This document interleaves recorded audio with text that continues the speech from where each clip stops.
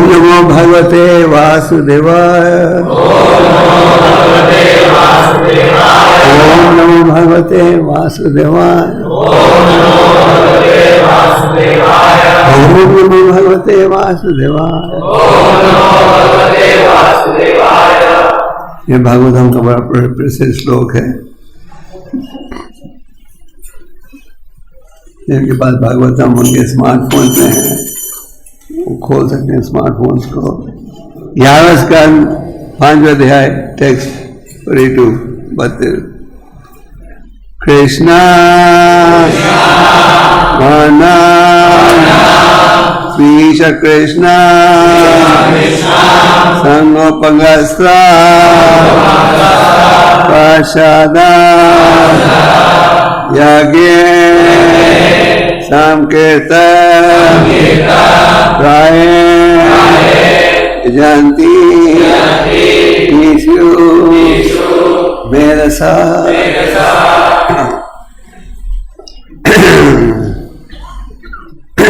जुकाम है। कृष्णा वर्णम त्रिशा कृष्णम संगोपगस्त्रा पार्षदा यज्ञे संकीर्तन प्राये जानती ईशु मेरसः।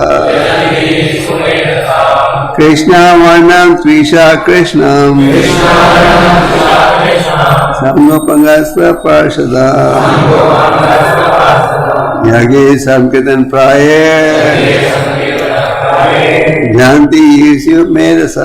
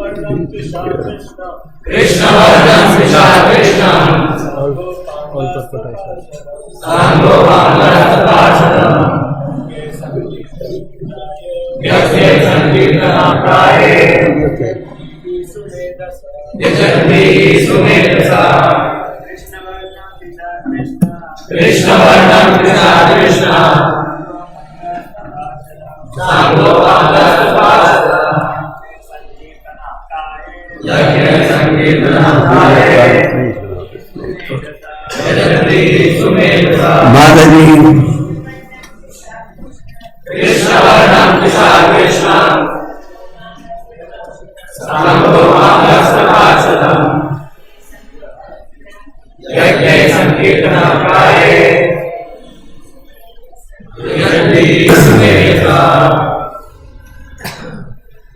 शब्द और तात्पर्य।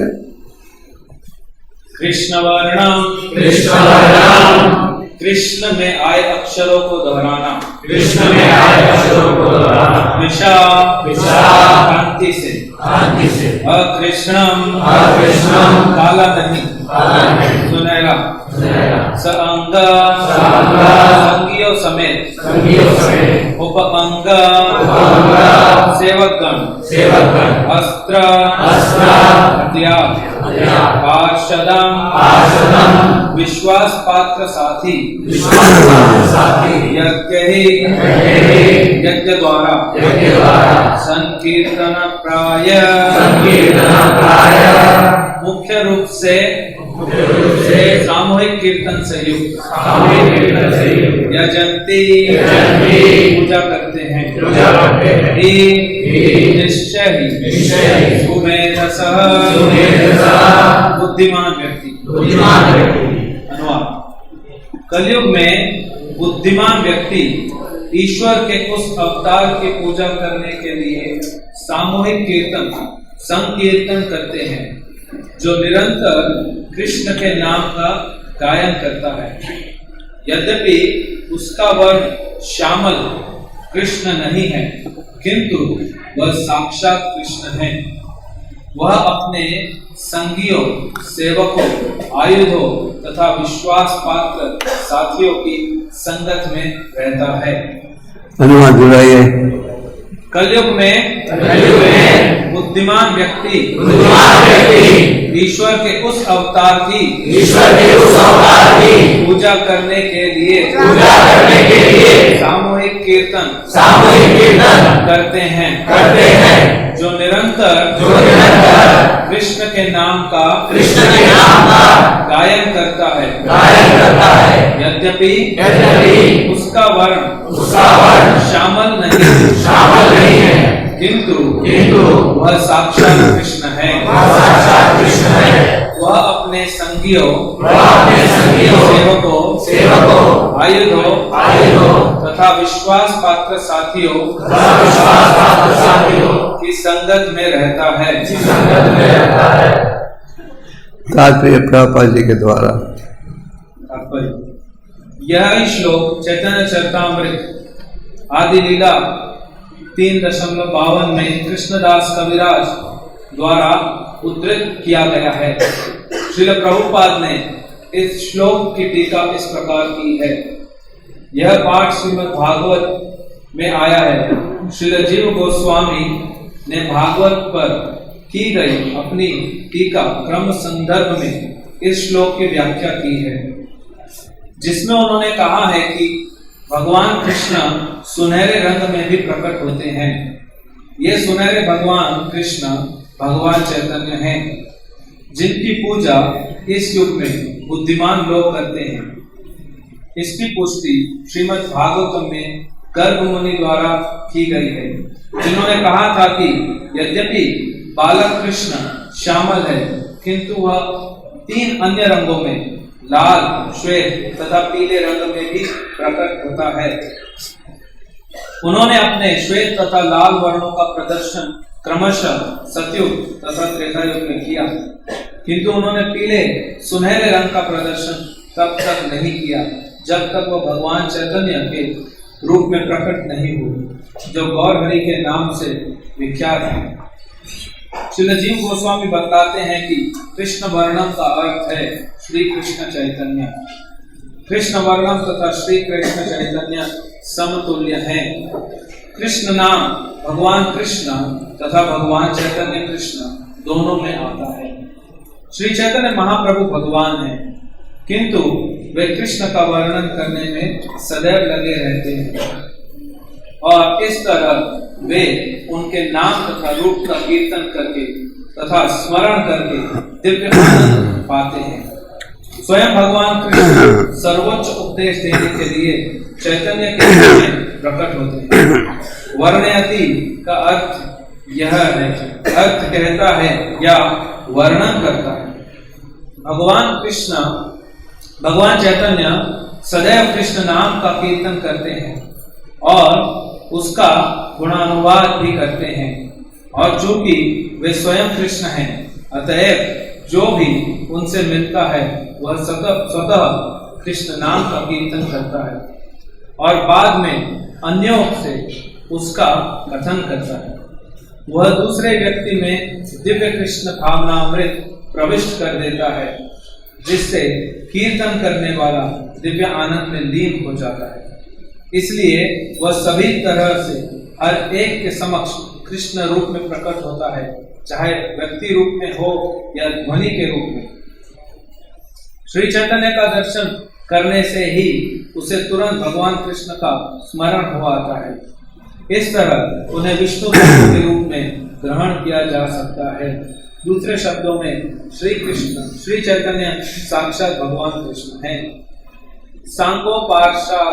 सांगोपांग पार्षदम भी यह सूचित करता है कि श्री चैतन्य भगवान कृष्ण हैं।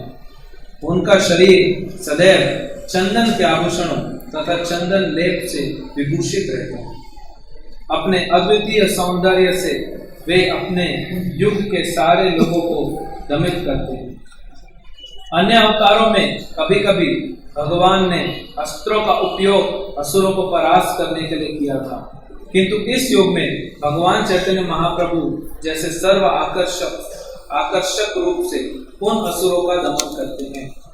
श्रील जीव गोस्वामी व्याख्या करते हैं कि उनका सौंदर्य असुरों को दमन करने के लिए उनके अस्त्र हैं। चूंकि वे सर्व आकर्षक हैं, अतः यह समझना होगा कि सारे देवता उनके संगियों जैसे रहते हैं। उनके कर्म असाधारण थे और उनके संगी अद्भुत थे। जब उन्होंने संकीर्तन आंदोलन का प्रसार किया तब विशेषकर बंगाल तथा बिहार में अनेक विद्वानों तथा आचार्यों को आकृष्ट किया। श्री चैतन्य के साथ सदा ही उनके श्रेष्ठतम संगी जैसे कि नित्यानंद, अद्वैत, गदाधर तथा श्रीवास रहते हैं। श्री राजीव गोस्वामी ने वैदिक साहित्य का एक श्लोक उद्धृत किया है, जिसमें कहा गया है कि यज्ञ प्रदर्शनों या उत्सवों को मनाने की कोई आवश्यकता नहीं है।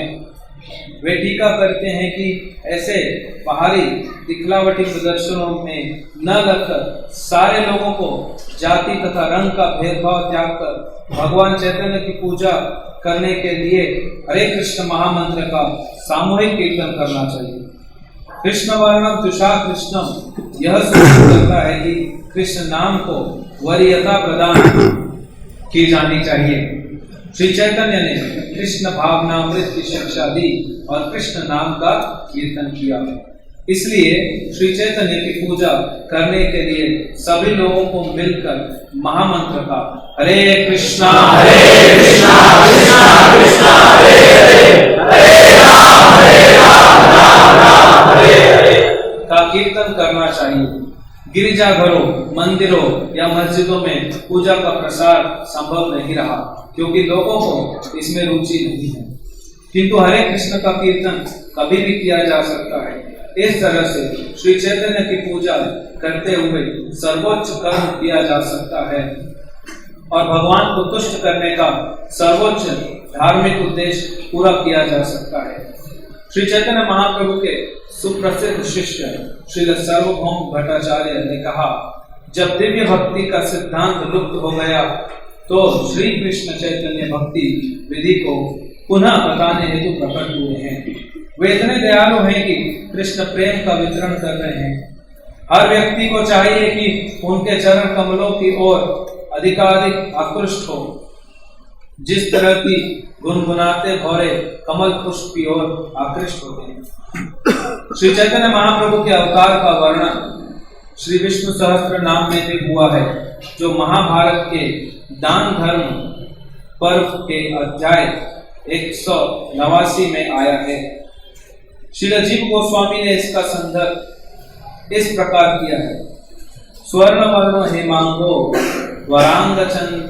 वरांगचंदनांगदी अपनी प्रारंभिक लीलाओं में वे सुनहरे रंग वाले गृहस्थ के रूप में प्रकट होते हैं। उनके अंग सुंदर हैं और उनका चंदन लेपित शरीर पिघले सोने जैसा है। उन्होंने यह भी उद्धृत किया कि संन्यास कृच्छम शांतो निष्ठा शांति परायण। बाद की लीलाओं में वे संन्यास धारण करते हैं और समभाव तथा शांत रहते हैं। वे शांति तथा भक्ति के सर्वोच्च धाम हैं, क्योंकि वे निर्विशेषवादी अभक्तों को चुप करा देते हैं। ओम ज्ञानांजनशलाकया चक्षुर्मिलितं येन तस्मै श्री गुरवे नमः। श्री चैतन्य मनोभीष्टं स्थापितं येन भूतले स्वयं रूपा ददाति स्वपदान्तिकम्। जय श्री कृष्ण चैतन्य प्रभु नित्यानंद श्री अद्वैत गदाधर शिवासादि हरे कृष्णा कृष्णा कृष्णा हरे हरे, हरे राम कृष्णा वंदन त्रिशा कृष्णम संगोपन करता परशुराम। जगह सब कृतन प्राय जन ही श्रीमद सा। इस श्लोक का तात्पर्य और भी लंबा है, तो ये श्लोक 11वें स्कंद में प्राप्त होता है। महाराज निमि ने संत करवजन से पूछा था, ये मुझसे ज्ञान दीजिए कि भगवान किस प्रकार अलग अलग युगों में प्रकट होते हैं। और कर्मजन्य उपदेश दे रहे हैं। और इस श्लोक का उपयोग चैतन्य चरितामृत में भी किया गया है, आदि लीला में। तो इस श्लोक द्वारा क्या स्थापित हो रहा है कि चैतन्य महाप्रभु कौन है? स्वयं भगवान है। इसी प्रकार भागवतम के 7वें स्कंद में प्रहलाद महाराज कहते हैं कि आप अलग अलग युगों में अवतारित होते हो, पर कई युगों में आपके अवतार को छना अवतार कहा जाता है। छना अवतार मतलब छुपा हुआ अवतार। अब हो अवतार पर आप ये स्थापित नहीं करके अब अवतार हो, आप प्रकट हुए हो भक्त के रूप में। श्री कृष्ण चैतन्य राधा कृष्ण नहीं आने, राधा कृष्ण प्रकट हुए चैतन्य महाप्रभु जी के रूप में। और जैसे कि नरोत्तमदास ठाकुर कहते हैं, श्री कृष्ण चैतन्य दया करो मोहे तमा में के दयालु पति प्रभा ने बतारा। और नरोत्तमदास ठाकुर कहते हैं अपनी रचना में कि आप जो हो सब अवतारों में सबसे दयालु अवतार हो, और आप प्रकट हुए हो किस लिए? पतितों को उद्धार करने के लिए।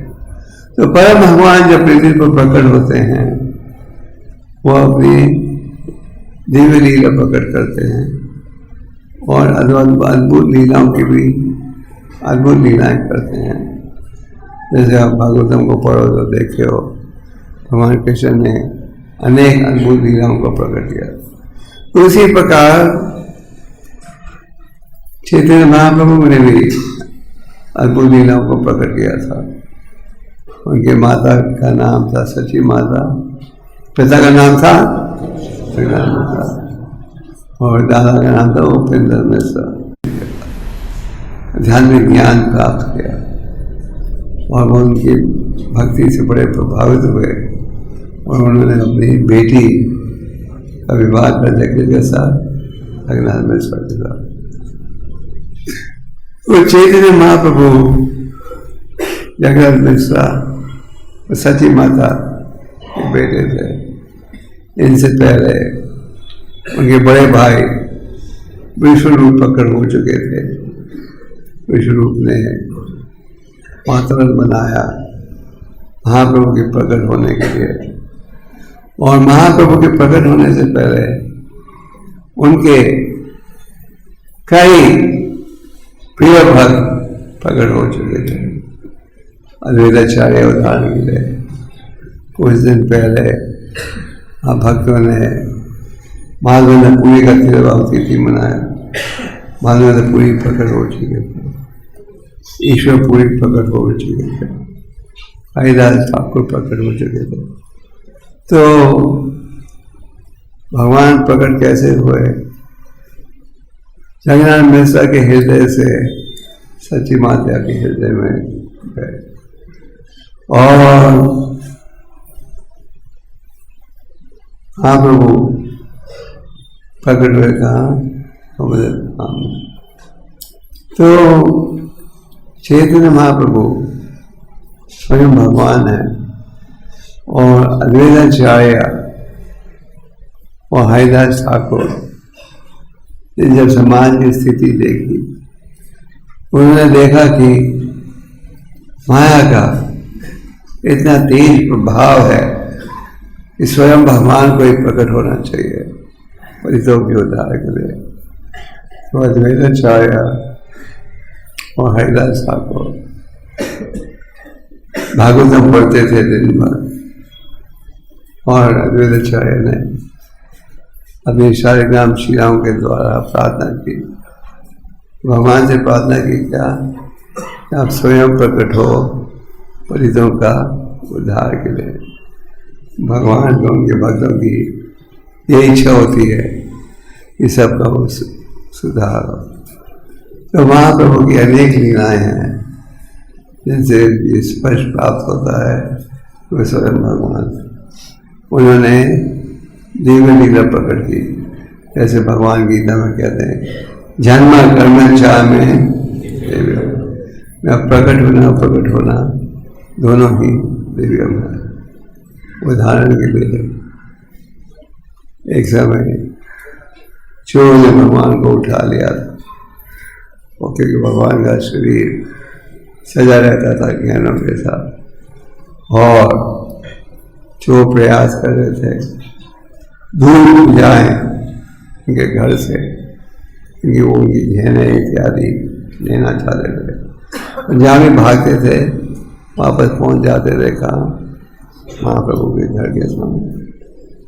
जब भगवान प्रकट हुए उनके चरणों में दिव्य लक्षण थे, और जब वो चलते थे दिव्य लक्षणों के छाप पृथ्वी पर दिख रहा था। तो पहले उनके घर माता पिता ने सोचा कि घर में जो बिगड़ा है उनके कारण ये छाप होगा। तो फिर उन्होंने देखा कि अपने बेटे के चरणों में ये सब प्रकट है।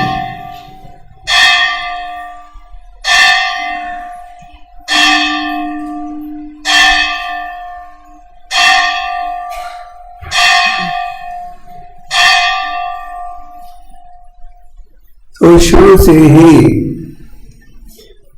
महाप्रभु ने देवलीला प्रकट की थी। जनक चक्रवर्ती जब उनका जनपति बनाई थी, उन्होंने कहा था ये अलग अलग युगों में प्रकट हो चुका है, और स्वयं भगवान है।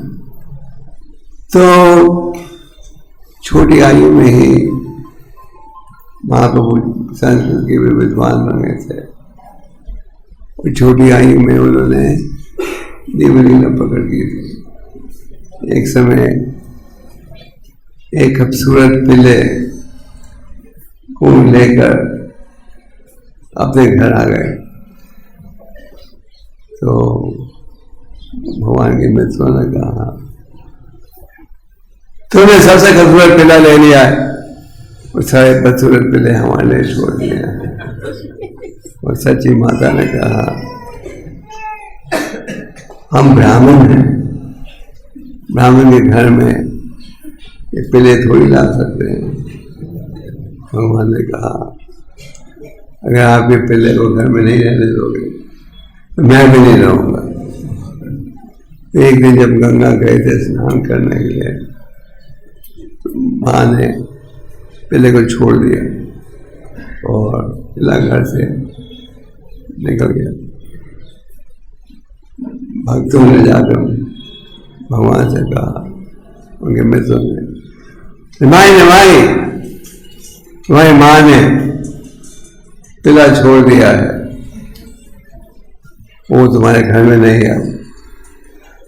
निभाई बड़े क्रोधित हुए। क्यों? उन्होंने अपने मित्रों को भेजा, देखो तो कहाँ है ये पिल्ला। सब खोजने लगे। फिर उन्होंने पिल्ला कहाँ देखा शहर के बीच में। क्या कर रहा था? दो पैरों में नाच रहा था, दो हाथों को उठाया था, और हरे कृष्ण महामंत्र का कीर्तन कर रहा था जोर जोर से। पूरे शहर में खबर पहुंच गई। सब आए देखने। सबने कहा ये चमत्कार तो हमने कभी देखा ही नहीं। सबके सामने वो पिल्ला कहाँ गया? भगवान के धाम गया। तो अगर आप कभी इसी तरह की नकल करना चाहो तो आपको ये गारंटी लेना पड़ेगा कि आप पिल्ले को क्या शुद्ध भक्त बनाओगे, नहीं तो इसकी नकल नहीं करो। महाप्रभु के अनेक लीलाएं हैं। छोटी आयु में ही वो बड़े संस्कृत के विद्वान बन गए थे। गंगादास पंडित से उन्होंने संस्कृत भाषा की शिक्षा प्राप्त की थी, और वो अध्यापक थे। जब संस्कृत सिखाते थे लोगों को, कृष्णा से जोड़कर सिखाते थे। तो एक भक्त है जिनका नाम था खोलावज्र श्रीला। खोलावज्र श्रीला भौतिक दृष्टि से अमीर थे, गरीब थे, बहुत गरीब थे। उनका बहुत सादा धंधा था, केले के पत्तों का प्याला बनाना, और दिन रात वो महामंत्र का जाप करते रहते थे। खोलावज्र श्रीला की छोटी सी दुकान थी, और जब निमाई पंडित ने अपना पाठशाला खोला तो रोज वहां से चल के जाते थे और रोज उनकी दुकान में रुकते थे। इनकी बड़ी अच्छी लीला थी, और रोज महाप्रभु कहते थे, आज क्या भाव है केले का, फल का? तो बोलता था, क्या भाव? नहीं, तुम बहुत नफा कमा रहे हो, इतना भाव नहीं होना चाहिए। और कई बार खोलावज्र श्रीला कहते थे, तो मेरा सिर क्यों खाते हो, जाओ कोई दूसरी दुकान में लेने के लिए। और निमाई कहता था, नहीं, मैं तुम्हें क्यों छोड़ूं, तुम अच्छे सप्लायर हो। और एक खोलावज्र श्रीला 50% आमदन का खर्च थे किसके लिए? गंगा नदी की सेवा में। और महाप्रभु ने कहा, मेरी सेवा तो ये गंगा नदी कहाँ से बह रही है? मेरे चरणों से।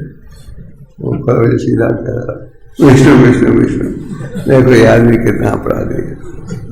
तो खूब और निमाई कहते थे, एक दिन मैं सारे विश्व को बताऊंगा तुम कितने धनी हो। तो रोज उनकी दुकान में आते थे।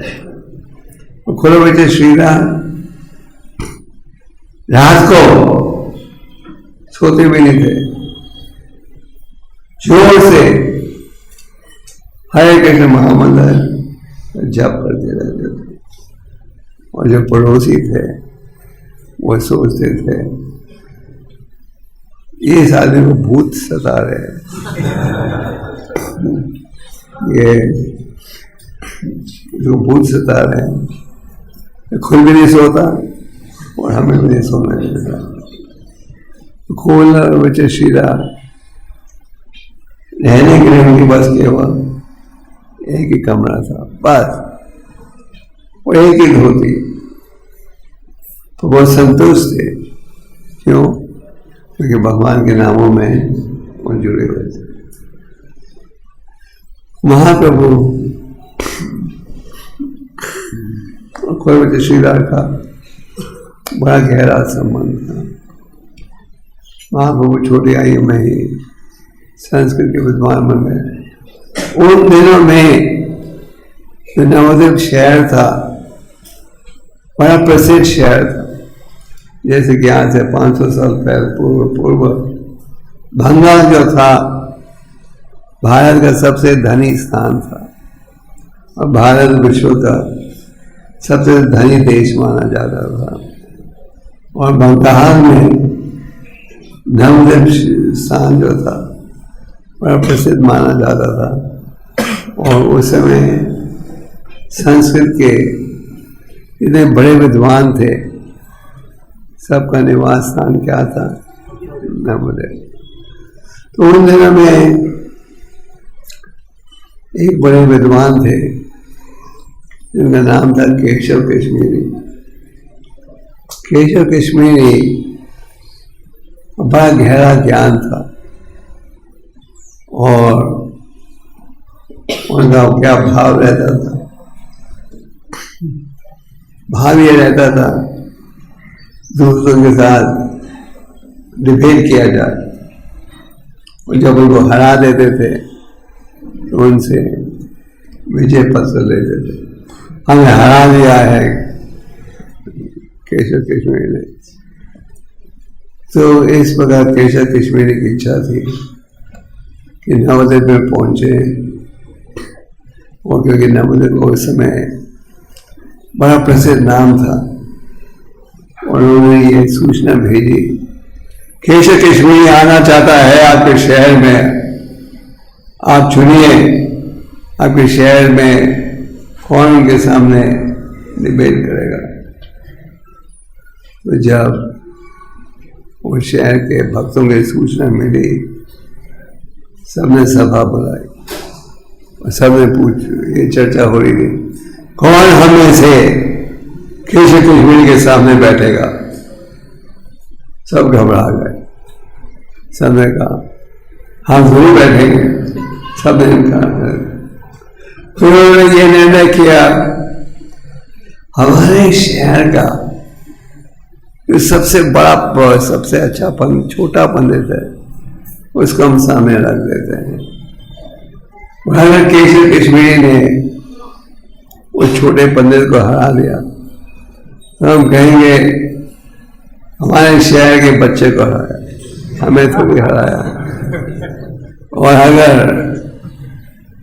केशव कश्मीरी को पंडित है, छोटा पंडित हरा दे, हम कहेंगे अगर छोटा पंडित हरा सकते तो हमारी तो बात ही छोड़। तो ये था उनका निर्णय कि हम केशव कश्मीरी के सामने निमाई पंडित, जिनकी महिमा फैल गई थी पूरे भारत में, क्योंकि बहुत बड़े संस्कृत के विद्वान हैं। तो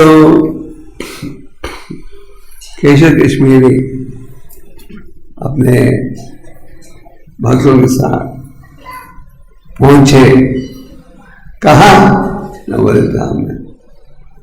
और उस समय निमाई अपने विद्यार्थियों को शिक्षा दे रहे थे। तो केशव कश्मीरी को देखकर निमाई समझ गए कौन आ रहा है। तो कश्मीरी ने कहा आप ही हो निमाई पंडित जिसे हमने ढूंढा है, आपकी बड़ी प्रशंसा हमने सुनी है। निमाई ने कहा मुझे तो कुछ खास ज्ञान नहीं है, पता नहीं लोग क्यों प्रशंसा करते हैं। और निमाई ने बड़ी विनम्रता के साथ उनका स्वागत किया। तो केशव कश्मीरी ने पहले कहा कि हम सुनना चाहते हैं आपकी रचना। निमाई ने कहा मेरे से तो एक लाइन एक पंक्ति भी ठीक नहीं होती, आप पहले सुनाइए। तो केशव कश्मीरी बड़े विद्वान थे, उन्होंने 1 घंटे के अंदर 100 श्लोकों की रचना कर दी, जिनके द्वारा गंगा की महिमा का गुणगान हो रहा था। और केशव कश्मीरी ने पूछा उनसे, तो बताइए आपको कैसे लगा ये रचना है। निमाई ने वही 100 श्लोकों का फिर से उच्चारण करके सुना दिया। और केशव कश्मीरी आश्चर्य हो गए थे। उन्होंने कहा मैंने तो वायु की तेजी से इस श्लोकों की रचना की थी, तुमने एक बार सुनने से कैसे कंठस्थ कर लिया। शास्त्र में एक शब्द है श्रुतिधर, जो व्यक्ति एक बार सुनने से किसी विषय को कंठस्थ कर ले उसे कहते हैं श्रुति। इस प्रकार जब भागवतम की रचना हो रही थी शुक्रदेव गोस्वामी के द्वारा, तो उस सभा में हजारों संत उपस्थित थे, जिनमें एक थे सुत गोस्वामी। और सुत गोस्वामी ने एक बार सुनने से ही पूरे भागवतम को कंठस्थ कर दिया। तो केशव कश्मीरी आश्चर्य हो गए थे कि कैसे इसने एक बार सुनने से ही सारे श्लोकों को कंठस्थ कर दिया। निमाई ने कमजोरी दिखाई इस श्लोक में, और केशव कश्मीरी उतर ही नहीं पाए। तो निमाई के जो विद्यार्थी थे वो जरा हंसने लगे केशव कश्मीरी के विषय में। उन्होंने देखा कि केशव निमाई ने उनकी रचना में गलती निकाली है, केशव कश्मीरी उनको डिफेंड नहीं कर पा रहे, तो वो हंसने लगे।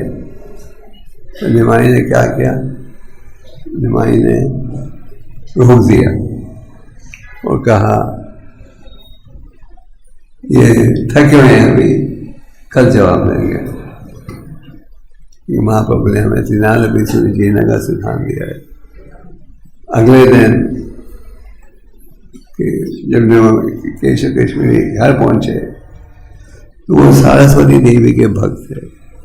उन्होंने सरस्वती देवी से प्रार्थना की, आपने हमेशा मेरी सुरक्षा की है, पर क्या मेरे माध्यम से आपने बुद्धि नहीं दी निमाई के प्रश्नों का उत्तर देने के लिए।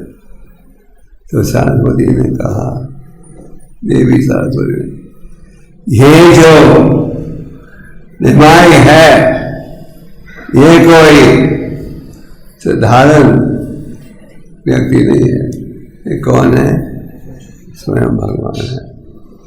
और इसलिए मैंने तुम्हारी सुरक्षा नहीं की।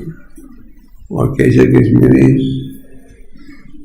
निमाई के पास गए और उनके शरणागत हो गए। तो इस प्रकार निमाई ने कईयों का उद्धार किया। और निमाई जो थे उस समय के सबसे प्रसिद्ध संस्कृत के विद्वान भी थे। चैतन्य महाप्रभु प्रकट हुए थे पतितों के उद्धार के लिए, और उन्होंने कईयों का उद्धार किया। एक समय एक बुद्धिस्टों के साथ उनका डिबेट हुआ था, और जो बुद्धिस्ट के जो नेता थे उन्हें उन्होंने हरा दिया था। तो ये बुद्धिस्ट भक्तों ने सोचा अब हमें इसका बदला लेना चाहिए। तो वो सड़े हुए बासी भोजन को एक चांदी की थाली में ले गए और महाप्रभु से कहने लगे, ये महाप्रसाद है, हम तुम्हारे लिए लाए हैं। और हमें प्लेट को, थाली को महाप्रभु के पास पहुंचा रहे थे, जबकि एक बाज आई ऊपर से। बाज ने वो सड़ा हुआ खाना तो खा लिया, वो थाली को गिरा दिया किसके सिर पर, गुरु जी, उनके गुरु के सिर पर। और जिसके कारण गुरु जी क्या बेहोश हो गए। तो बुद्धिस्ट के मन में बड़ा शोक था, हमने बुरी नीयत से निमाई की बेइज्जती करने का प्रयास किया, अब हमारे गुरु जी बेहोश हो गए। तो वो गए निमाई के पास, हमें माफ कर दो, हमारी नीयत बुरी थी, हमारी इच्छा थी आपकी बेइज्जती करने के लिए, अब गुरु जी बेहोश हो गए हैं, कृपा करके उनको उद्धार करो।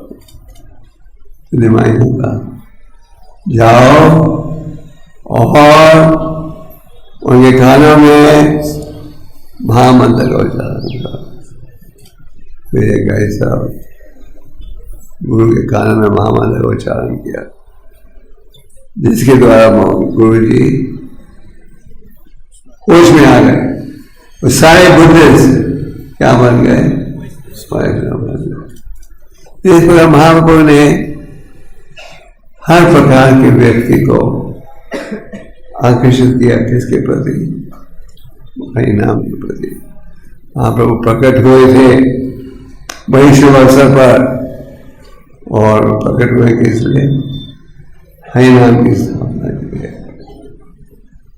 संन्यास लेकर महाप्रभु ने 24 साल की आयु में संन्यास लिया। पहले जॉब और फिर संन्यास लेकर जगन्नाथपुरी मंदिर जा रहे थे भगवान का दर्शन लेने के लिए, और वहां पहुंचते ही जगन्नाथ जी का दर्शन लेते ही जगह जगह जगह कहते क्या हो गया, बेहोश हो गए। तो समय था द्वार बंद करने का, क्योंकि भगवान को भोग लगाना था। तो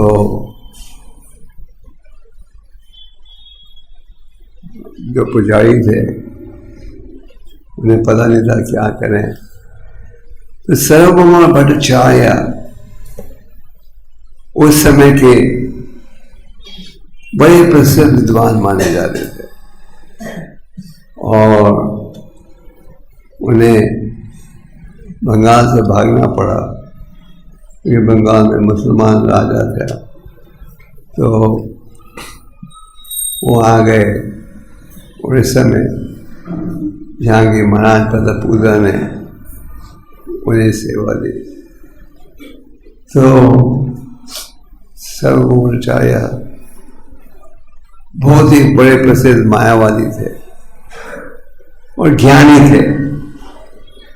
तो सर्वभौमाचार्य ने देखा कि बेहोश तो है पर अनेक लक्षण हैं जिसके द्वारा ये जिंदा है। तो मैंने कहा कि इसे उठाकर मेरे घर में ले जाओ। थोड़ी देर बाद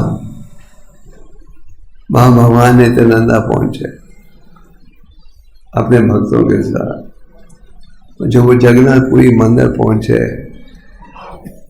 तो उन्होंने सुना कि लोग चर्चा कर रहे हैं कि एक बड़ा प्रसिद्ध सन्यासी आया था खूबसूरत, देखते ही भगवान को बेहोश हो गया और उसे सर्वभौमाचार्य के घर में ले गए। तो नित्यानंद समझ गए स्वयं चैतन्य महाप्रभु थे, और भगवान नित्यानंद अपने साधन के साथ वहां पहुंचे।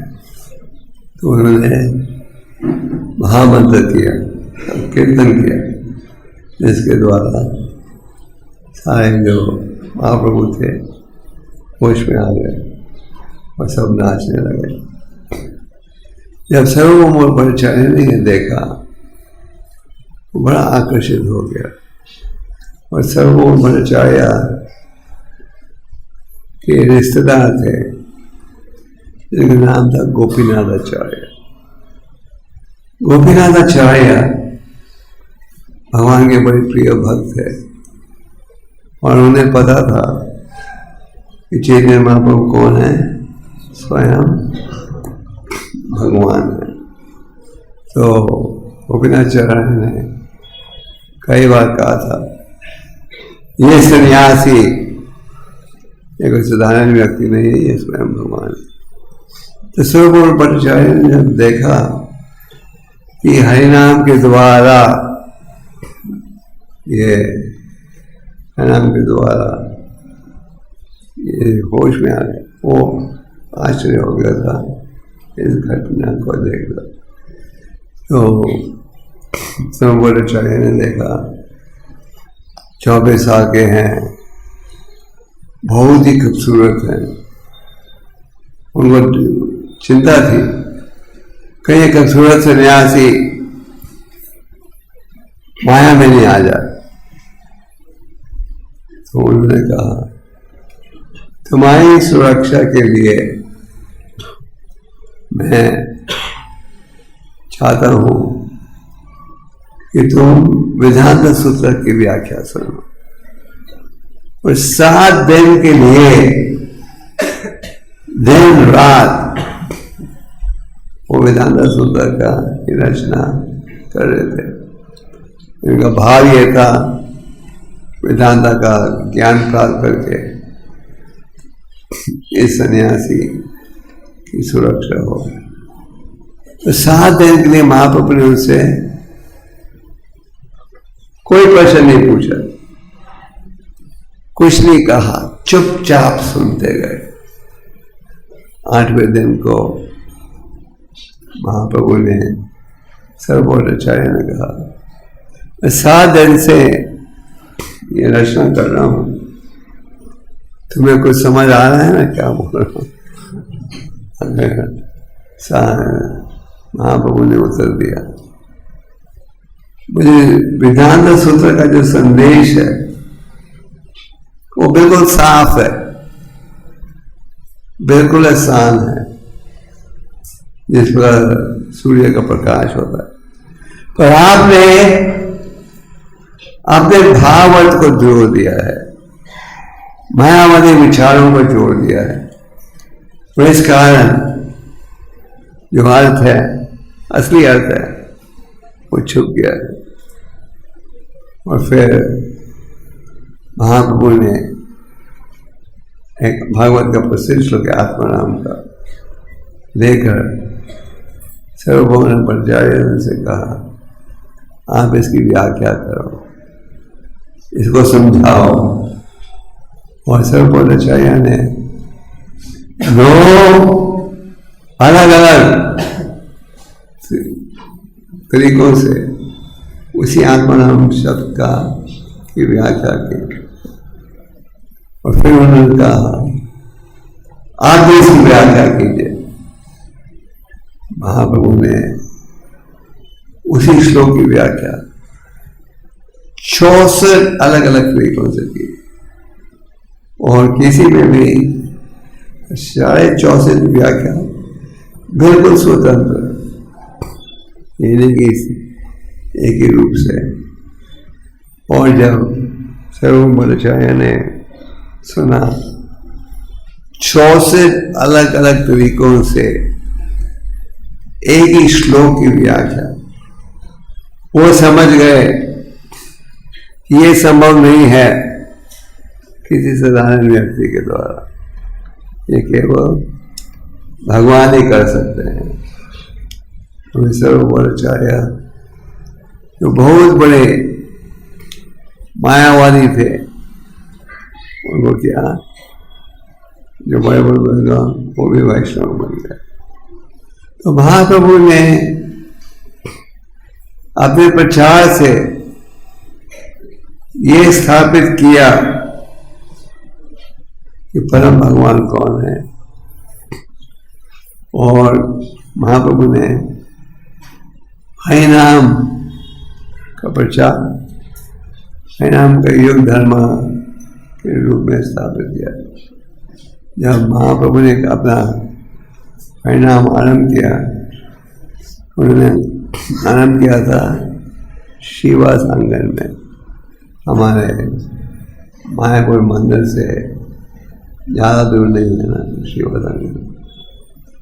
रोज शाम को हरिनाम होता था और 8-8 घंटे एक साथ।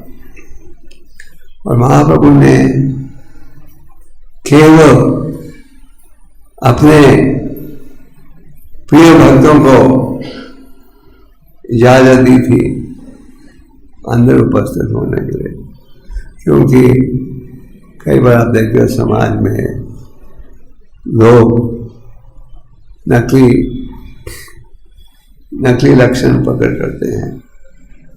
महाप्रभु चाहते नहीं थे लोग सोचेंगे सब ढोंगी, केवल जो उनके प्रिय भक्त थे उन्हें ही इजाजत दी थी वहाँ उपस्थित होने के लिए। तो जब महाप्रभु ने अपना संकीर्तन आंदोलन आरंभ किया, कईयों ने इसका विरोध किया। एक तरफ से मुसलमानों ने विरोध किया।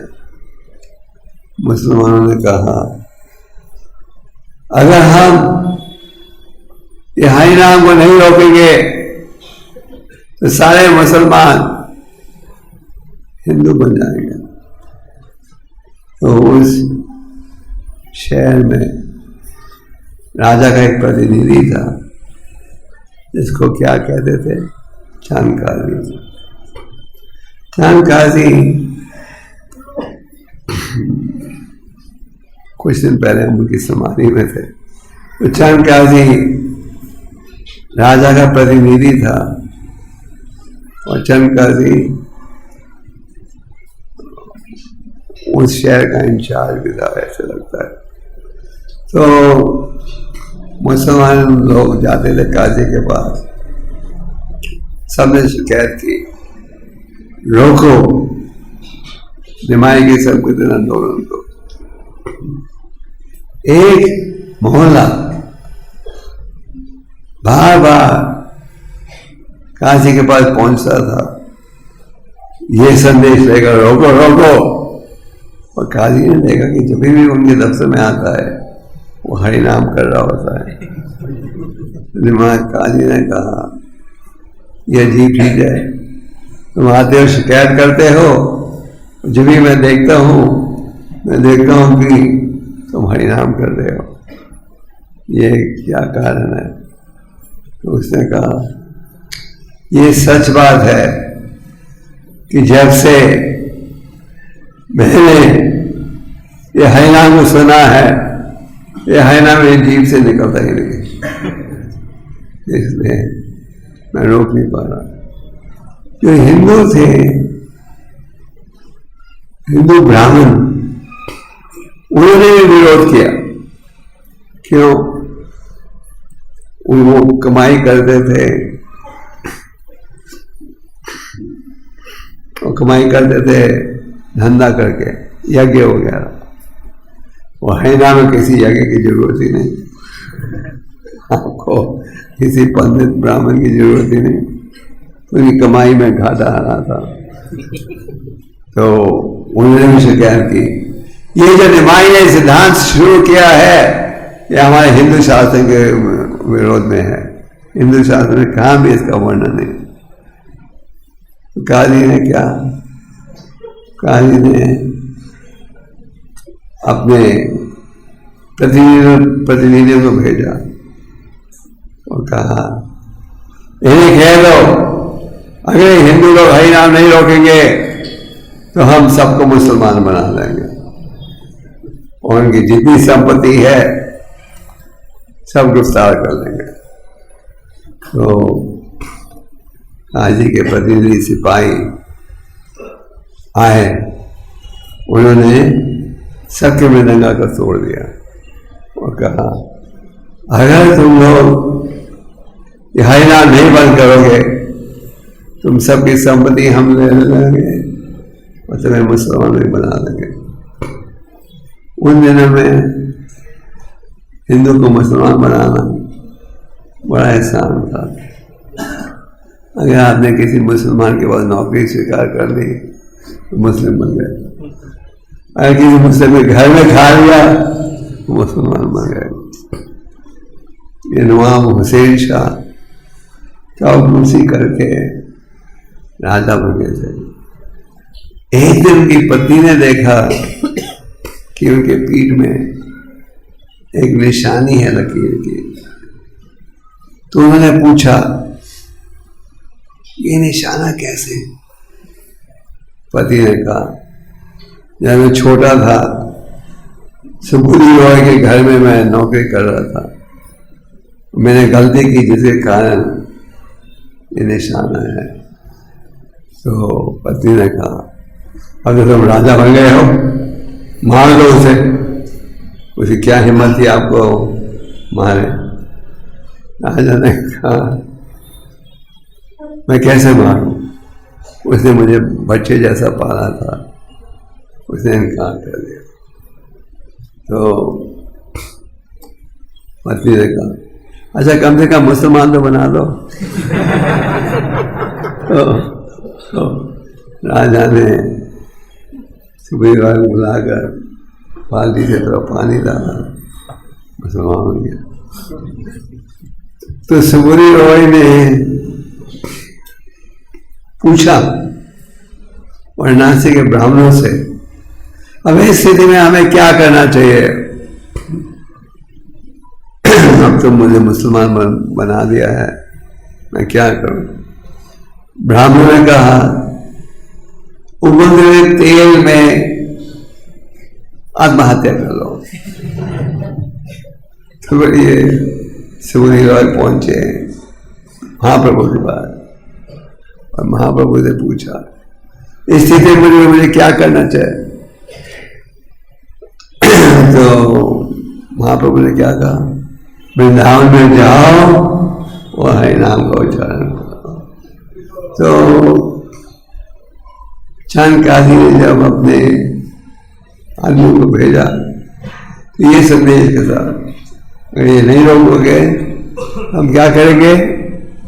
तुम्हें मुसलमान बना देंगे। तो इसके कारण हमारे वैष्णव भक्त डर गए थे। जब महाप्रभु को पता लगा कि चंद काजी के आदमी आए थे और उन्होंने मृदंगा तोड़ दिया, ये इस प्रकार की धमकी दी, महाप्रभु ने भक्तों से कहा, कोई घबराने की आवश्यकता नहीं, हम एक बड़ा मोर्चा लेकर चंद काजी के घर जाएंगे और उनसे डरेंगे नहीं। ऐसे जो भक्त थे वो डर गए थे, उन्हें चिंता थी अब कैसे हरिनाम होगा। तो महाप्रभु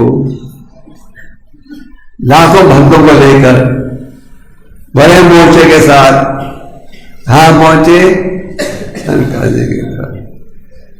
जब चंद काजी के घर पहुंचे, चंद काजी ने ऊपर से देखा इतनी बड़ी संख्या में लोग आ रहे हैं, मुझे मिलने गए। वो घबरा गए और छुप गए घर में। महाप्रभु गए उनके पास और दोनों का वार्तालाप हुआ। चंद काजी इतना घबरा गए थे, फिर वो उनके सामने बैठे और महाप्रभु ने कहा, ये क्या धर्म है जिसमें माता पिता की हत्या की जाती है? माता द्वारा उनका अर्थ था गाय माता, पिता द्वारा उनका अर्थ था बैल। समाज की सुरक्षा के लिए गाय और बैल की सुरक्षा बहुत ही महत्वपूर्ण है। जिस समाज में गाय और बैल की सुरक्षा नहीं हो, उस समाज में आप शांति प्राप्त नहीं कर सकते। आज आप विश्व में देखते हो इतनी हत्या, इतना क्लेश, कष्ट है। क्यों? क्योंकि हम गाय माता बैल की सुरक्षा नहीं करते। महाप्रभु के द्वारा जब चर्चा हुई, काजी तो घबरा गए थे। उन्हें कहा, तुम्हारे नंबर चक्रवर्ती तो मेरे अच्छे बचपन के मित्र थे। तो चंद काजी ने स्वीकार किया कि हमारा जो धर्म है उसमें कई कमियां हैं। और चंद काजी से महाप्रभु ने कहा, मुझे एक वादा दो कि भविष्य में कभी भी आप ये हरिनाम संकीर्तन को नहीं रोकोगे। और चंद काजी ने कहा, अभी छाती खोलकर, जिस दिन मैंने अपने सिपाहियों को भेजा तुम्हारे मृदंगा को तोड़ने के लिए, उस दिन रात को मुझे सपने में एक शेर आया। उस शेर ने बड़े नाखून के साथ मेरी छाती को चीर दिया। देखो, जब भक्तों ने देखा था वो समझ गए ये नरसिंह में भगवान थे। भक्तों ने कहा और काजी ने कहा, उस शेर ने कहा, अगर तुम भविष्य में कभी ऐसी हरकत करोगे तुम्हें चीर दिया। महाप्रभु समझ आए वो कौन थे? तो महाप्रभु ने लगभग 8-9 घंटों के लिए एक साथ कीर्तन की थी। और ये शिवा संगम में रोज कीर्तन होता था लगातार 6-7-8 घंटे के लिए। और एक दिन लंबे कीर्तन के पश्चात भक्तों ने कहा, हमें भूख लग रही है, कुछ प्रसाद का प्रबंध होना चाहिए। महाप्रभु ने अपनी दिव्य लीला पकड़ के क्या एक आम के बीज को बोया, जो कि मिनटों में बड़ा वृक्ष बन गया, पेड़। और इस पेड़ में 200 पके हुए आम उगे थे। और ये पके आम इतने भारी थे, एक आम आपके पेट के लिए भूख, एक आम पूरे भोजन के बराबर था। और ये सारे आम बिल्कुल मीठे, और एक साल के लिए वो पेड़ से रोज मीठे आम का भक्त आनंद उठाते थे। तो महाप्रभु ने खोए श्रीधर को कहा था, तुम बड़े धनी हो और एक दिन मैं विश्व को दिखाऊंगा तुम्हारा असली धन कहाँ है। और कुलविद श्रीधर ने कहा था, आओ मेरे घर में देख लो कितना धन है मेरे पास। तो महाप्रभु कीर्तन कर रहे थे, उन्हें प्यास लगी। और जब प्यास लगी तो कहाँ पहुंचे? कुलविद श्रीधर के घर में। उनके घर में एक ही बर्तन था, एक ही, और वो बर्तन इतना टूटा हुआ था कि चैतन्य भागवत में कहा गया है, कोई चोर भी उसे नहीं चुराएगा। तो महाप्रभु गए उनके घर, किसके घर? कुलविद श्रीधर के। कुलविद श्रीधर ने देखा महाप्रभु आ रहे हैं और वो बर्तन लेकर पानी पीने लग गए। कुलविद श्रीधर ने कहा, ये मेरा झूठा बर्तन है, इससे आप पानी नहीं पी सकते, पानी मत पीजिए। और महाप्रभु ने जबरदस्ती उस टूटे हुए बदसूरत प्याले के पानी पीने लग गया। महाप्रभु ने कहा, मैं अपने आप को पवित्र बना रहा हूँ इस द्वारा। तो महाप्रभु ने ये स्थापित किया, कुलविद श्रीधर था भौतिक दृष्टि से गरीब, एक कमरा था टूटा हुआ।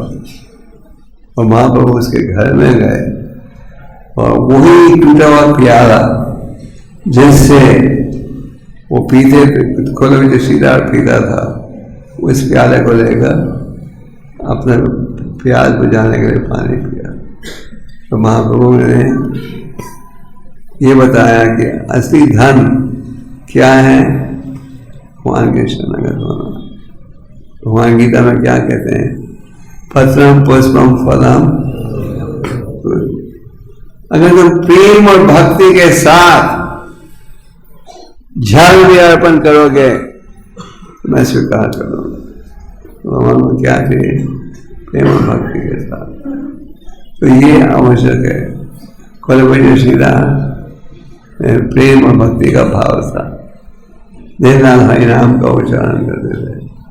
महाप्रभु ने एक समय अपने प्रसिद्ध भक्तों को बुलाकर कहा, भांगो मेरे से क्या वर चाहिए? मैं कोई भी वर दे सकता हूँ। कुलविद श्रीधर से पूछा, तुम क्या वर चाहिए? जो वर चाहिए दे सकता। कुलविद श्रीधर ने कहा, अगर आप मुझे वर देना चाहते हो ये वर दीजिए, क्या क्या हमेशा मेरे हर जन्म में मैं आपके साथ रहूं। ये होना चाहिए भक्त की इच्छा।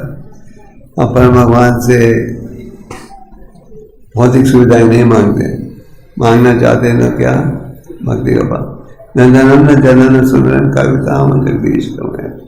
महाप्रभु ने शिक्षा से कहा मुझे ना धन चाहिए ना भौतिक शिष्य चाहिए, क्या चाहिए? भक्ति का भाव। तो महाप्रभु ने हरिनाम की स्थापना करने के पश्चात सर्वभौम रचाया, सबको प्रभावित किया, हरिनाम के प्रति जोड़ा। फिर महाप्रभु ने 4000 मील की एक लंबी यात्रा की दक्षिण भारत की, और जाने से पहले महाप्रभु ने इजाजत दी किससे?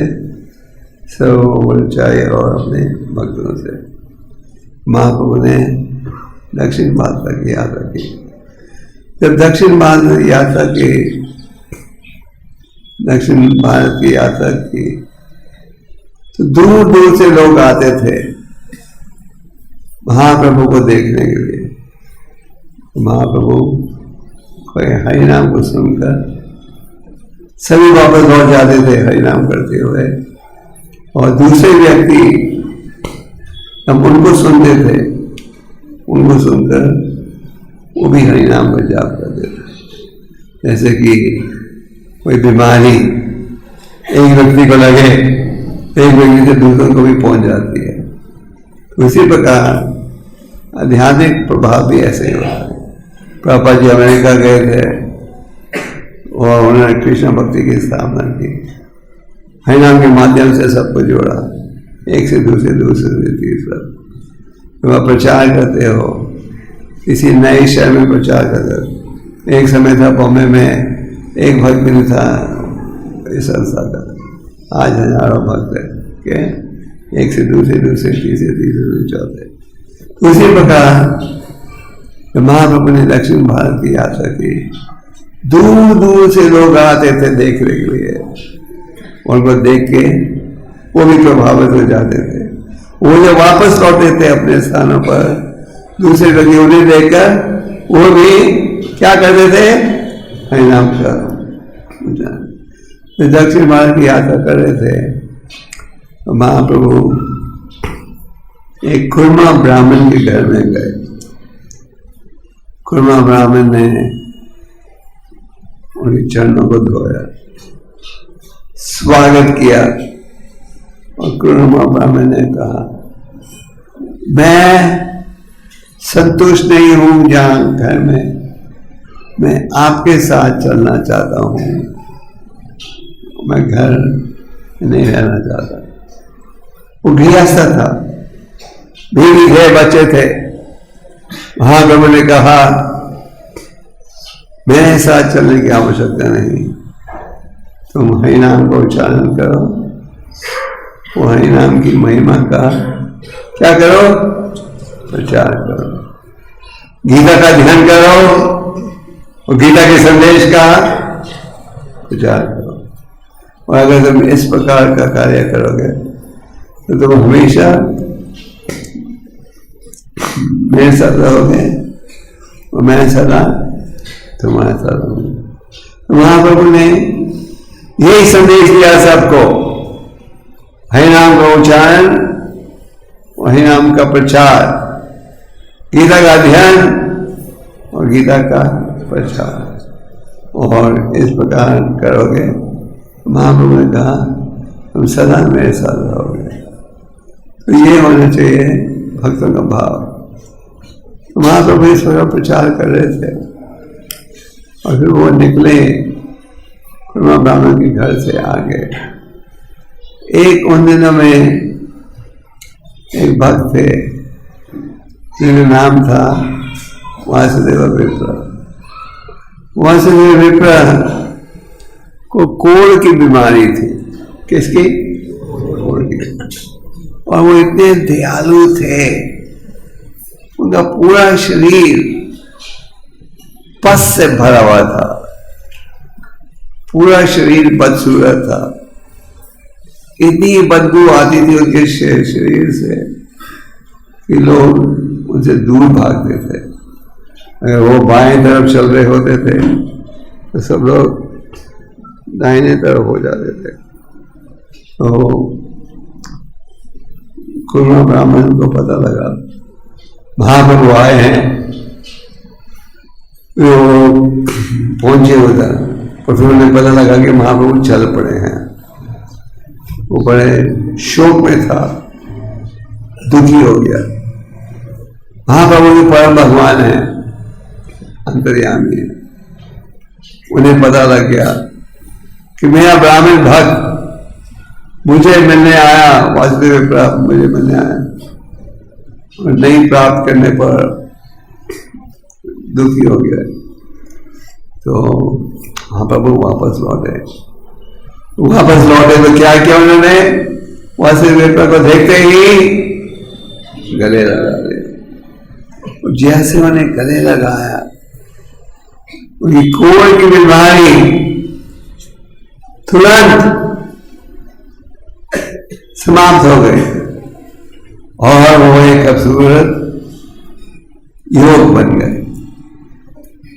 जब खूबसूरत युवक बने तो समझ पाए ये संभव हुआ है किसकी कृपा से? परम भगवान की कृपा से। और उन्होंने उन मंत्रों का उच्चारण किया जो कि सुदामा ब्राह्मण ने किया था जब वो अपने घर में पहुंचे। सुदामा ब्राह्मण की कथा अब भागवतम के 10वें स्कंद में प्राप्त करते हो। सुदामा ब्राह्मण भौतिक दृष्टि से गरीब थे, पर वो संतुष्ट थे। उनके पास अपने घर में 1-2 धोतियां थी, बस पति के पास 1-2 साड़ियां। वो संतुष्ट थे कि ब्राह्मण का एक गुण है, वो हर स्थिति में संतुष्ट रहता है, ये नहीं कि दूसरों को दोष देते रहता है। तो सुदामा ब्राह्मण की जो पत्नी थी उसे पता था कि मेरे पति का एक बड़ा धनी मित्र है जो द्वारका में रहता है। तो बार बार वो कहती थी तुम अपने धनी मित्र को क्यों नहीं मिलते जाकर? तो भगवान ने सुदामा मिलना चाहता था धनी मित्र को उनके शरणागत होने के लिए। पत्नी चाहती थी कि वो मिले, शायद कोई भौतिक लाभ ने पड़ोसियों से मांगा और थोड़े कपड़े में क्या दिया, तो सुदामा ब्राह्मण पहुंचे द्वारका, सीधा गए अपने मित्र के महल में। भगवान ने दूर से देख लिया, उनका बचपन का मित्र आया है। उनके कपड़े बिल्कुल गंदे हो गए थे। रास्ते में भगवान जी भी उठ कर आए उनका स्वागत करने के लिए, बड़े भाव से उनके चरण धोए और दोनों ने बचपन के समय का स्मरण किया। और सुदामा ब्राह्मण कुछ मांगे बिना चले अपने घर की तरफ। रास्ते में सुदामा ब्राह्मण यही सोच रहे थे कि मैं घर पहुंचूंगा तो क्या कहूंगा पत्नी को। मैं तो इतनी दूर से आया, कुछ मांगा भी नहीं मैंने अपने मित्र से, तो अभी घर में क्या कहूंगा। तो पर भगवान क्या कह रहे हैं गीता में? ईश्वर सर्वभूतानां, भगवान है के हृदय में विराजमान है। सर्वस्य चान हेति सन्निविष्टो माता स्मृति ज्ञानम अपहानम था। मेरे कारण स्मरण की शक्ति आती है, मेरे कारण अपहानम भूलने की शक्ति आती है। जिनकी श्रद्धा है कि भगवान के शरणगत हो जाए उन्हें भगवान को इस प्रकार की सुविधा देते हैं। जो भगवान को भूलना चाहे वो छूट भी भगवान ने दी है। जैसे गीता के 18वें अध्याय में भगवान ने अर्जुन से पूछा, हे अर्जुन, क्या तुम्हें अज्ञानता दूर हो गई है? तुमने क्या ध्यान से सुना मेरे संदेश को? जो अर्जुन ने कहा हाँ अब मैं आपके आदेश के अनुसार करने को तैयार हूँ, मेरा मोह समाप्त हो गया। फिर भगवान ने कहा करो जैसे ठीक लगे, जैसे ठीक लगे। तो सुदामा ब्राह्मण जब अपने घर में पहुंचे तो उन्होंने क्या देखा, कुटिया बनी थी महल, पत्नी जो कि फटी साड़ी पहनी थी, सजी हुई थी बनारसी सिल्क साड़ी के साथ, शरीर पड़ा हुआ था। तो उन्होंने बड़े सुंदर श्लोकों का उच्चारण किया। तो जो वासुदेव विप्र ने देखा कि भगवान के गले लगने से उनका शरीर इतना सुंदर बन गया है, तो वो समझ गई है उनके महाप्रभु की कृपा से।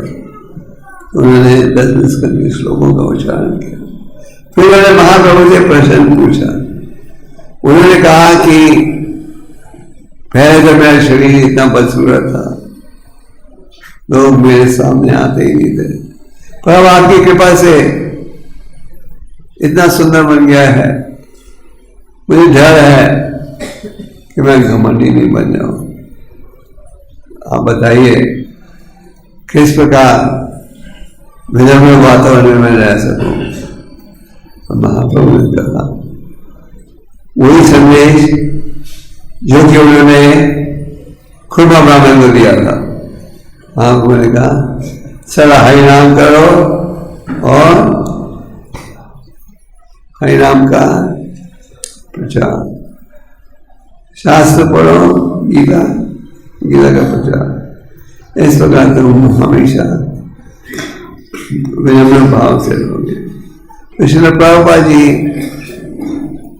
इस लीला के तात्पर्य में लिखते हैं कि जिस प्रकार वासुदेव विप्र का उद्धार हुआ, उसी प्रकार इस संस्था के सारे भक्तों का उद्धार हुआ।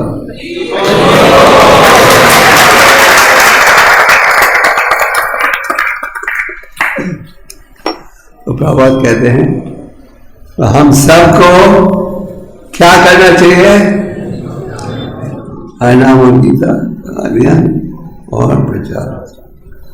तो ये संदेश महाप्रभु ने दिया। महाप्रभु जब दक्षिण भारत की यात्रा में थे तो श्रीरंगम के एक बड़े प्रसिद्ध मंदिर में पहुंचे। उस मंदिर में एक अनपढ़ ब्राह्मण रोज एक ही स्थान में बैठकर गीता के 18 अध्यायों का उच्चारण करता था और पड़ोस के लोगों को पता था ये अनपढ़ है, पर गुरु का आदेश था रोज 18 अध्यायों का उच्चारण करो। और क्योंकि वो अनपढ़ था, कई श्लोकों का उच्चारण ठीक होता था और कईयों का गलत होता था।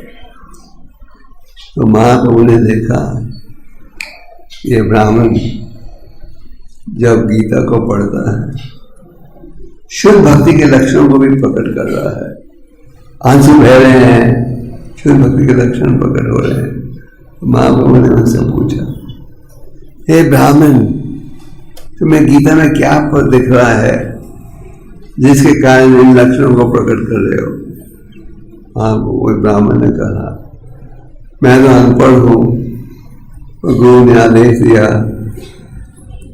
कि रोज हरि नाम का उच्चारण करो, तो मैं रोज यहाँ बैठकर करता हूँ। और क्योंकि मैं अनपढ़ हूँ, लोग हंसते मेरे पर क्योंकि मैं गलत उच्चारण करता हूँ। और जब मैं देखता हूँ कि परम भगवान इतने दयालु है कि वो अपने भक्त के पार्थसारथी बन गए, भगवान की विनम्रता देखकर आंसू कहते हैं। महाप्रभु ने ब्राह्मण को गले लगाया और कहा, तुम गीता के असली संदेश को समझ गए हो। और उन्हें 4 महीने अपने साथ रखा और गीता का संदेश गहराई से समझाया। तो प्रभुपाद जी इसके तात्पर्य में कहते हैं कि इस ब्राह्मण ने गुरु के आदेश का पालन किया, जिसका क्या परिणाम हुआ, उन्हें क्या हुआ, स्वयं भगवान का दिव्य दर्शन प्राप्त किया। तो हमें गीता के संदेश का अध्ययन भी करना है और प्रचार। इस प्रकार महाप्रभु प्रचार करते गए।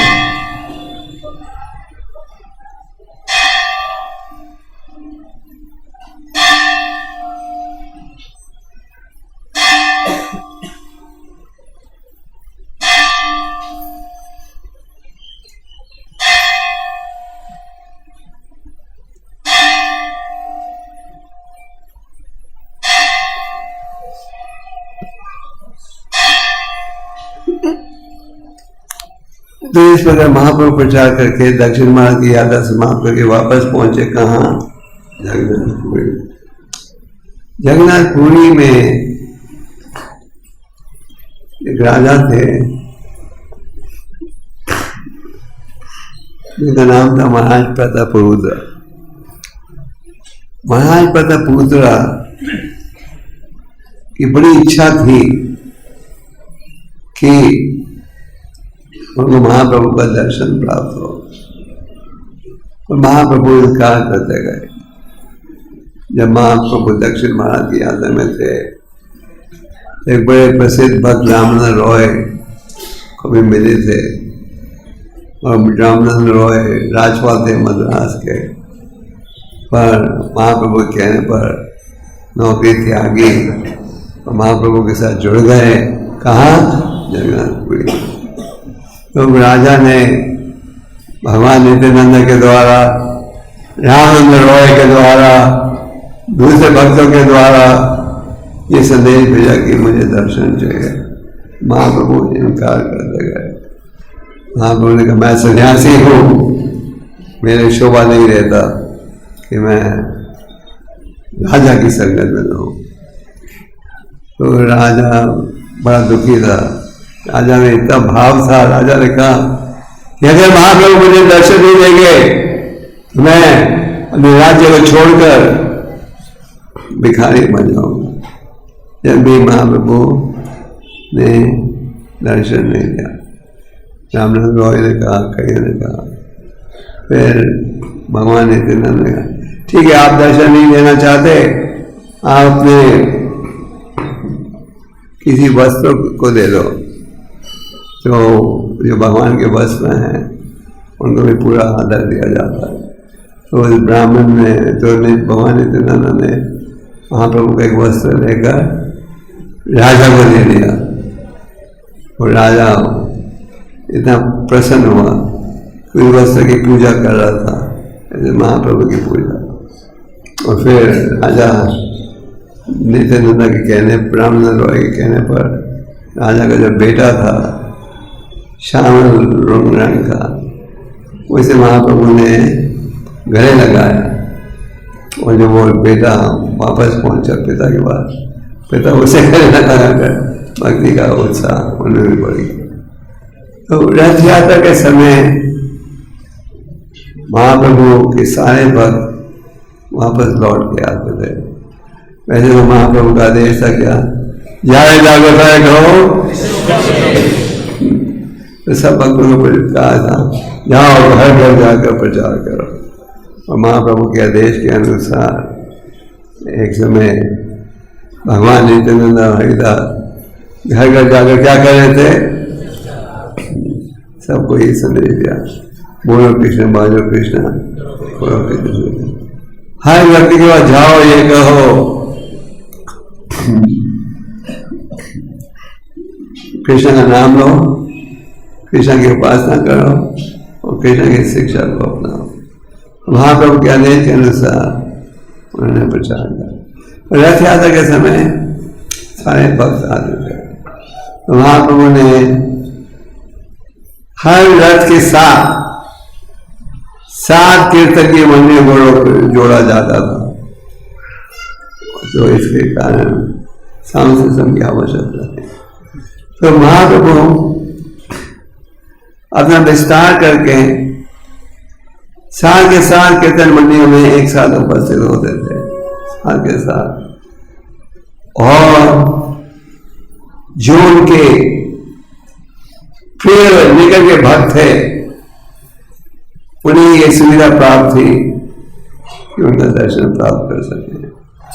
महाप्रभु हर कीर्तन मंडी के साथ 7 कीर्तन मंडियों को जोड़ देते और अपना विस्तार करके साल के 7 कीर्तन मंडियों को साल के 7 कीर्तन मंडियों में उपस्थित रहते थे। महाराज बदरपुर उड़ीसा के राजा थे और रथ यात्रा शुरू होने से पहले सोने के झाड़ू के साथ पूरे रास्ते को क्या करते थे, झाड़ू देते थे। भंगी का काम, झाड़ू देते थे। और उसके पश्चात गुलाब के पानी के साथ उस पूरे रास्ते को धोते थे। तो महाप्रभु ने जब देखा यही राजा इतने विनम्रता के साथ भगवान की सेवा कर रहा है, तो महाप्रभु ने खास दर्शन दिया कि राजा देख सका महाप्रभु की अद्भुत लीला। एक साथ महाप्रभु 7 के दिन मंदिर में फंसे थे। तो इससे हमें क्या संदेश मिलता है कि अगर आप भगवान को आकर्षित करना चाहते हो तो क्या होना चाहिए, विनम्रता का भाव। हमारी न मना देना किसी ना देखा। एक रूप से देखा जाए ये बड़ा कठिन है, क्योंकि हमें इतना गहरा अहंकार रहता है कि इसका विरोध करना अत्यंत कठिन होता है। हमारे वजन, शेर का वजन बेशक 60 किलो हो, अहंकार का वजन 120 किलो होता है। तो इसलिए महाप्रभु कहते हैं अगर तुम चाहते हो कि हरि नाम साथ में जुड़ा है हमेशा, तो क्या नाम भी सुनती नाम अत्यंत सहनशील होना चाहिए। और अत्यंत सहनशील, घास से भी ज्यादा पति, और आदर दो अमानिना माना देना, बिना किसी आदर की उम्मीद किए। तो चैतन्य महाप्रभु ने वैसे तो 8 श्लोक ही दिए हमें, जिन्हें हम शिष्टाचार के नाम से जानते हैं। जब चैतन्य महाप्रभु ने रूप और सनातन को कहा, रूप और सनातन दोनों का समाज में बड़ा ऊंचा स्थान था। पूरी इच्छा नहीं थी राजा के साथ रहने के। तो पहले रूप गोस्वामी ने त्यागा और फिर उनके दूसरे भाई सनातन ने जाना। सनातन को तो जेल में भी जाना पड़ा। तो महाप्रभु ने आदेश दिया था, एक जाओ वृंदावन धाम और भक्ति संबंधित ग्रंथों की रचना करो। महाप्रभु ने प्रयाग में ऊपर सनातन को दोनों को बड़े गहराई के साथ भक्ति का ज्ञान दिया था और कहा आगे जाकर वैदिक आगे जाकर भक्ति संबंधित ग्रंथों की रचना करो। और जितना सिद्धांत गोस्वामी ने छोड़ा है उसकी तुलना कोई नहीं कर सकता। तो एक आदेश था भक्ति संबंधित ग्रंथों की रचना। दूसरा आदेश था मंदिरों का निर्माण। जितने प्रसिद्ध मंदिर हैं वृंदावन के, सबका निर्माण हुआ था गोस्वामियों के द्वारा। जब मुसलमानों का अत्याचार हुआ तो कई मंदिर नष्ट हो गए थे। कई मूर्तियों को छुपाकर पुजारी जयपुर ले गए। इसे जयपुर का कौन नाम है, गुरु वृंदावन। तो कई मूर्तियों नष्ट हो गई थी और कईयों को पुजारियों ने छुपा दिया था। तो दूसरा ऐसा मंदिरों का निर्माण करो, और तीसरा उन स्थानों को खोजो जहाँ की भगवान ने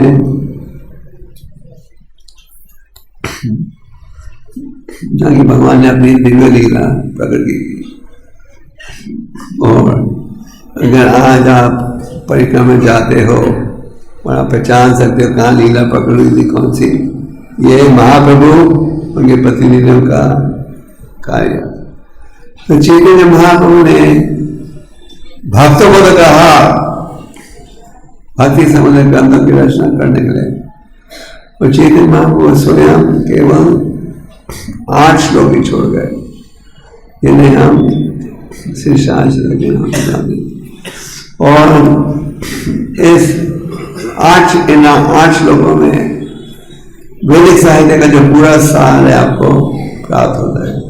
चेत दर्पण मार्जना, सबसे पहले महाप्रभु कह रहे हैं महामंत्र उच्चारण करने से तो मैल है हमारे हृदय में, काम क्रोध लोभ मोह मद से आनंद बोधन। आप ये अहिना भाव के ध्यान से अपराधों से रहे तो इसका एक लाभ ये होगा कि आपको असली आनंद मिलेगा। और प्रभुपाद जी कह रहे थे ये जो आनंद है ये केवल बढ़ते ही जाएगा, घटेगा नहीं। और आगे कहते हैं दिनाद किसको। तो महाप्रभु प्रकट हुए थे हरिनाम के प्रचार के लिए। महाप्रभु ने हरिनाम का प्रचार किया और आप सब हरिनाम का उच्चारण करते हो, इसका पूरा लाभ उठाइए। और अगर हम विनम्रता का भाव रखेंगे तो हरिनाम के द्वारा हृदय की मैल दूर होगी और आप भगवान के शरण होगे। तो आज बड़ा ही शुभ अवसर है। आज के दिन भगवान प्रकट हुए थे पृथ्वी पर। भगवान प्रकट होते किस लिए? पाई बनाया साधु नाम बिना धर्म महाप्रभु की भविष्यवाणी थी, विधि विधि आचरण जाता नगर देगा सर्वत्र प्रचार। महाप्रभु की भविष्यवाणी थी ये हरिनाम दुनिया के खोने खोने में पहुंचेगा। तो हमारे जो आचार्य थे उन्हें पूरा विश्वास था कि यह हरिनाम एक दिन पहुंचेगा दुख विश्व के कोने कोने। बाकी उन्हें ठाकुर जी ने इसे प्राप्त करने के लिए अपना ग्रंथ विष्णु की महाविद्यालय में भेजा था। भक्ति सनातन जी ने इसे सफल बनाने के लिए अपने कई सन्यासी प्रतिनिधियों को भेजा था जो अधिक सफलता के बिना लौट आए। और उन्होंने प्रभुपाद जी को 1922 पहली मुलाकात में क्या कहा, तुम पढ़े लिखे युवक हो, ये जो महाप्रभु के संदेश को दुनिया के कोने में। आज महाप्रभु के संदेश दुनिया के कोने कोने में पहुंच गया है। दुनिया के कोने कोने में लोग हरिनाम का जाप कर रहे हैं, महाप्रभु की शिक्षा का अध्ययन कर रहे हैं।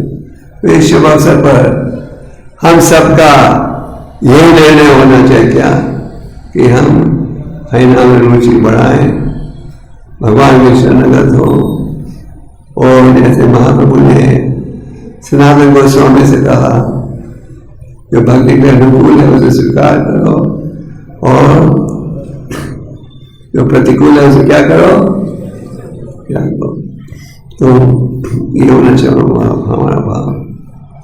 और अगर हम प्रयास करेंगे अवश्य की सफलता प्राप्त करेंगे।